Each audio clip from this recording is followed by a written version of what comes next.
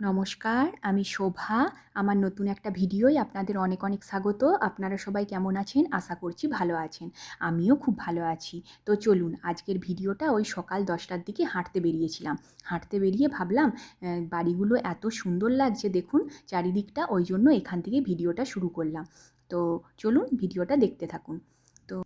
দেখুন এইখানকার বাড়িগুলো কিন্তু সব একই রকম হওয়ার কারণ কিন্তু আমি আগেও বলেছিলাম, যেহেতু এখানে শীতকালে বরফ পড়ে তো সেই জন্য একই রকম বাড়িগুলো। তো দেখতে খুবই সুন্দর লাগছিল, আর এই দিকটায় অনেকটা ফুল হয়েছিল। তো খুব একটা ভালো বোঝা যাচ্ছে না, যেহেতু আজকে বাইরে অনেক বেশি রোদ ছিল, তো সেই জন্য ভিডিওটা হয়তো খুব একটা ভালো আসেনি, তবে যতটা পেরেছি আমি ভিডিও করেছি আর আপনাদের সাথে শেয়ার করলাম। তো আপনাদের কেমন লাগলো অবশ্যই কিন্তু জানাবেন বাড়িগুলো। তো যাই হোক, দেখতে থাকুন পুরো ভিডিওটা।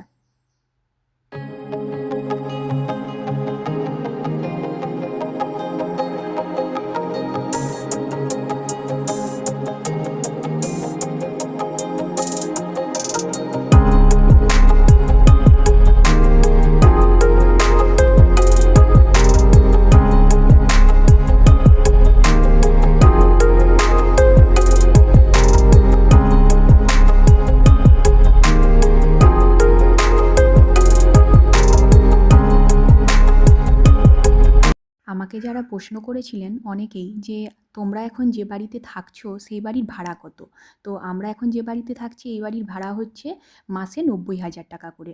তো এই ছিল আমার প্রশ্নের উত্তর। তো এর চেয়ে বেশি আমি কিছু বলতে পারবো না, কেননা আমি ঠিকঠাক অন্য মানে 2 BHKতে কীরকম ভাড়া নেয় ওগুলো আমি ঠিক বলতে পারবো না, তাই এটা আমি জানি না। তো আমার যেটা ভাড়া নেয় আমি সেটাই আপনাদের সাথে শেয়ার করলাম। তো চলুন কথা বলতে বলতে তো আমি বাড়ির কাছে প্রায় চলেই এসেছি।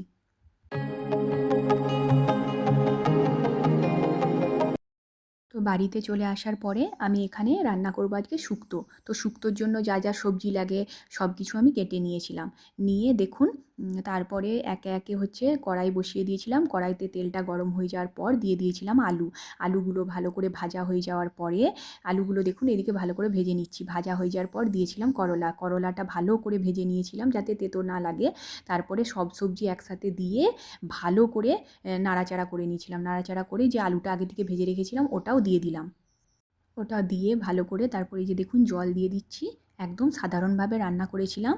তারপরে যেটা করেছিলাম পাঁচফোড়নটাকে ভালো করে ভেজে নিয়েছিলাম, আর এদিকে সর্ষে আর পোস্তটাকে বেটে ব্যাস ওর মধ্যে দিয়ে দিয়েছিলাম। দিয়ে কিছুক্ষণ ভালো করে ঢেকে রেখে সেদ্ধ হতে দিয়েছিলাম। তারপরে যে পাঁচফোড়নটা ভেজে রেখেছিলাম ওটা দিয়ে দিলাম, আর শেষে করলাটা দিয়ে ব্যাস তৈরি হচ্ছে শুক্তো। যদি ভিডিওটা ভালো লাগে অবশ্যই একটা লাইক করে দেবেন। আজকের মতন টাটা।